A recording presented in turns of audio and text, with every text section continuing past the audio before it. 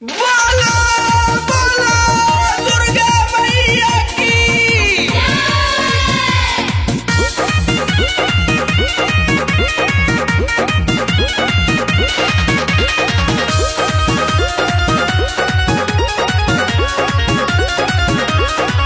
छोले माई के चरण कले पूजा रे चान अभी सब शादी चला पाटू है।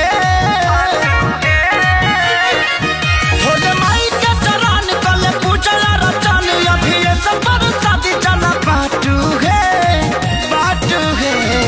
नोह काटू है नौवा नोह काटू अंगूरी जाने काटू है नोह काटू है नौवा नोह काटू अंगूरी जाने काटू है।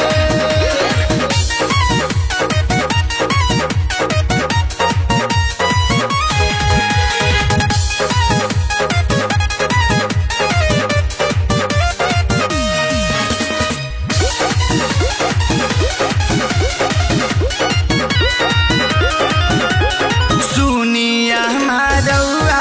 घर ही पूजा करी गौआ तले के गंगा जल धोती आम के पोलौआ एगो सुनिया मारौआ घर ही पूजा करी गौआ तले के गंगा जल धोती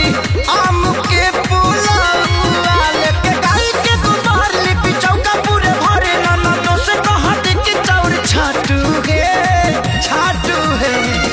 नोह काटू है नौवा नोह काटू अंगूरी जन काटू है नोह काटू है नौवा नोह काटू अंगूरी जन काटू है।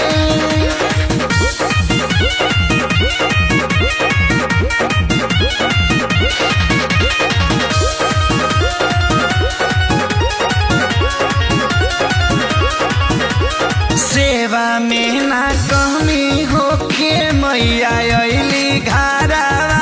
जादो जी लैले दूधावा उतारेला करहावा सेवा में ना कमी होके मैया अइली घरवा जादो जी लैले दूधावा उतारेला करहावा सुन सही रखे सारी गलती करेला ना भारी आ सुनील कमल के डाटू है नोह काटू है नौवा नोह काटू